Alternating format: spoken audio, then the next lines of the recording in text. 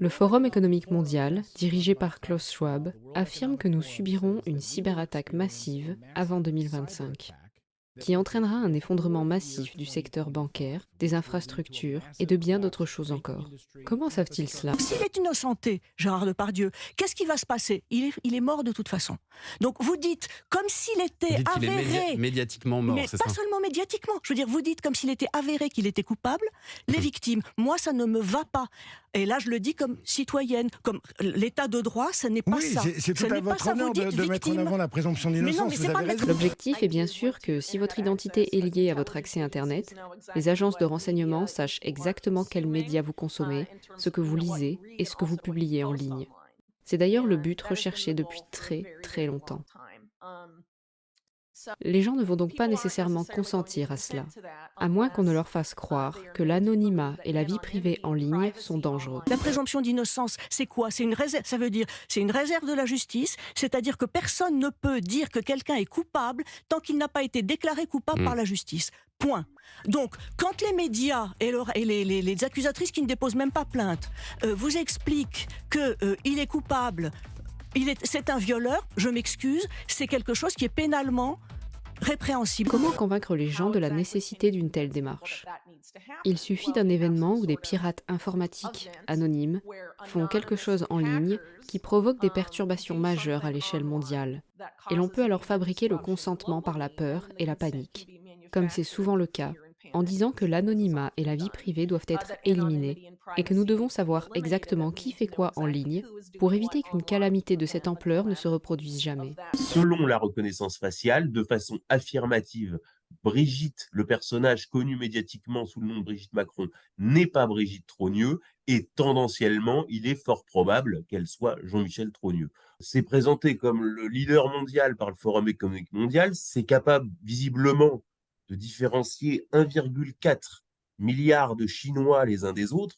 Bon, si ça reconnaît des Ouïghours et des Chinois, ça va bien pouvoir reconnaître des Trogneux, quoi. You're going to remember one name, maybe just this one, because this is probably the most racist rabbi in the country, and quite sickening. And at that, he, a decade ago, published a book called The King's Torah, or Torat HaMelech.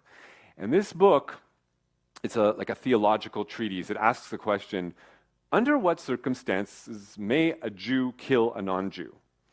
And he comes to the conclusion that pretty much under any circumstance, he writes there is justification for killing babies if it is clear that they will grow up to harm us.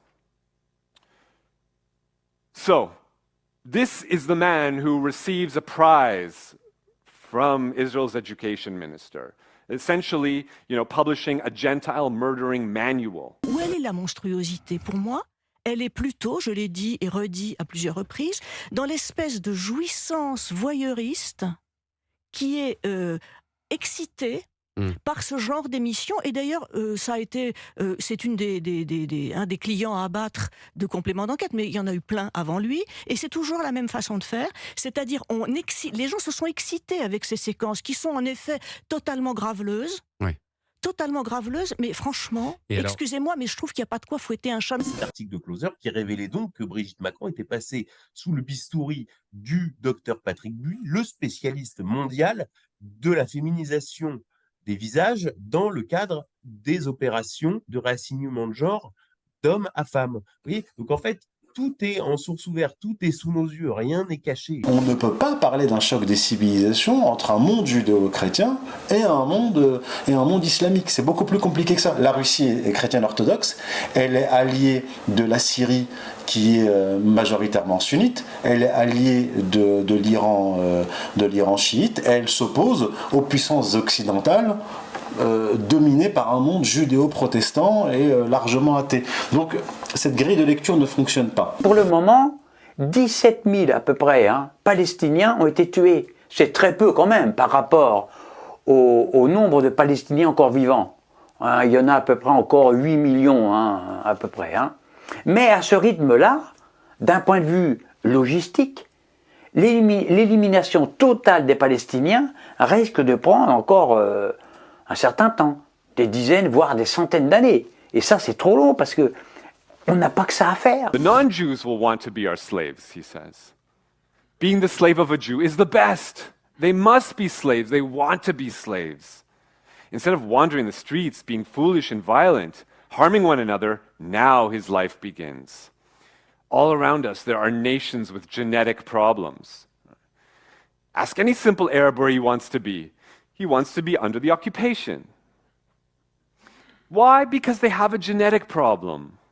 They don't know how to run a country. They don't know how to do anything. Look at the state of them. Je pense qu'il faut combiner deux grilles différentes. Une grille qui est culturelle, religieuse, et une grille réaliste. Et combiner les deux.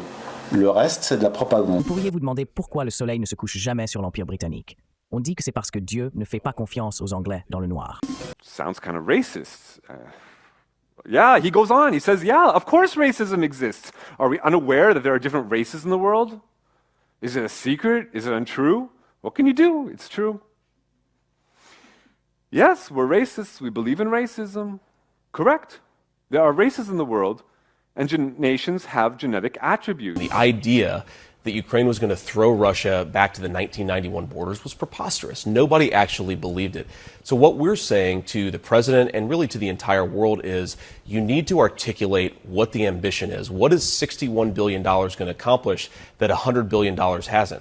We have to remember, Jake, Ukraine is functionally destroyed as a country. Кожен день, блядь, підвозять та їбашуть. Ще підвезли, роз'їбали, ще підвезли, ще роз'їбали, блядь. За що нахуй? За ці території, блядь, йобнуті. Донбас це єбучий, блядь. Пацани тут ніколи нахуй не були та й не будуть, як і я, блядь. А вже в землі нахуй цей донбаський кончені лежать, блядь. La dernière ligne de défense vers Slavyansk-Kramatorsk, eh bien, c'est celle-ci. Et les Russes sont en train de pousser dans cette direction du côté de Tchassov-Yar et de Konstantinovka. Le problème de s'appuyer sur des villes forteresses, eh ben, c'est que quand vous n'avez pas de grande agglomération, ça ne marche pas. Et comme on le voit, toutes les lignes du nord de la République populaire de Donetsk aboutissent à Avdiivka et à Marinka. Et ce qui fait que Avdiivka est un verrou qui, s'il saute, va ouvrir des tas de possibilités pour l'armée russe d'aller plein ouest, ensuite remonter vers le nord, vers le sud. Le Financial Times, c'est pas moi, dit que ça va coûter 186 milliards d'euros. Alors Emmanuel Macron ne paye pas les infirmières, ne paye pas les enseignants correctement. Nous n'avons une crise du logement, il a réduit les aides au logement. Il n'y a plus d'argent en France, les impôts explosent. Et on va donner 32 milliards, puisque la part de la France sur les 186 milliards, c'est 32 milliards, pour un État corrompu de M. Zelensky. We're going to be functionally on the hook to pay for Ukrainian pensioners, to rebuild the entire country. Right. We need to bring the killing to a stop, and that's what American leadership should be doing, not writing more blank checks to the war. Ніхуя у нас нема, ні жрачки, блядь, ні снарядів, які нам обіцяли, блядь. І що, кому мені сказати, блядь? У кого, блядь, запитати, нахуй? У кого, блядь? Що, блядь, це територія, нахуй, якась кончена, блядь. Важніше сотень, блядь, людей, пацанів, скільки вже тут лежить, блядь. У кого, нахуй, запитати мені, блядь, дайте мені когось, нахуй, хоч одного командира, блядь, я тут ніколи їх, ні одного, блядь, не бачив, нахуй. Ils ont dit, vous allez gagner, il ne faut pas négocier, vous allez gagner, nous allons vous livrer, Poutine, il va partir, Poutine est malade. Vous vous souvenez, vous n'avez pas fait ça, mais je vous signale vos collègues, des semaines. Poutine, il est malade, il va mourir, etc., etc. Ça ne correspondait à rien. C'était, vous savez, il y a un mélange, Kissinger il a parlé mélange de genres entre la propagande et la politique réelle. Et aujourd'hui, évidemment, on paye très cher. On a dit les sanctions seront très efficaces, les sanctions sont très dures. Et ils ont influencé l'économie russe. Mais objectivement, vous comprenez. Оценивая текущую ситуацию на земле, на линии боевого соприкосновения, можно с уверенностью сказать, что наши войска владеют инициативой. Противник несет тяжелые потери и в значительной степени растратил резервы, пытаясь показать своим реальным хозяевам хоть какой-то результат своего распиаренного так называемого контрнаступления. Le président Vladimir Poutine a fait allusion au fait que beaucoup de dirigeants européens, suivez mon regard, se prennent pour le général de Gaulle et en fait se comportent comme le maréchal Pétain.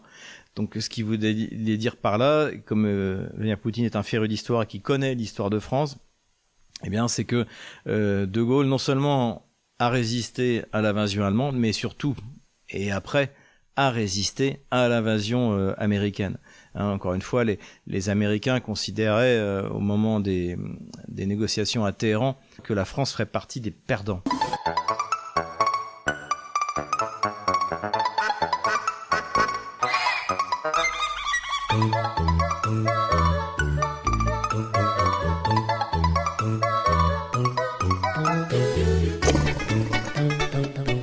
Le général de Gaulle s'est opposé au risque de sa vie à Roosevelt, à l'administration américaine, et qu'à partir de 1944, son adversaire principal, c'était plus l'Allemagne, mais c'était les États-Unis. Donc voilà, donc ils ne sont pas des De Gaulle, ceux qui nous dirigent, que ce soit en France, en Allemagne ou ailleurs, ce sont des Pétains, ce sont des collaborationnistes, parce qu'ils pensent que nous n'avons plus les moyens d'être ce que nous sommes et qu'ils ne voient pas d'autre avenir que la soumission à l'hégémon de Washington. Ce type d'hommes politiques qui ne sont plus élus, mais choisis, parce que quand même, il a fallu lui faire la place à Emmanuel Macron. Hein. Il laisse sur la route 3 premiers ministres, François Fillon, Alain Juppé, Manuel Valls, et 2 présidents de la République, François Hollande et Nicolas Sarkozy. Alors, soit on dit, bon, c'est un génie, on est face à Bonaparte, soit c'est un match de boxe qui est truqué. Et à ce moment-là, il faudra nous expliquer qui est l'organisateur du match de boxe.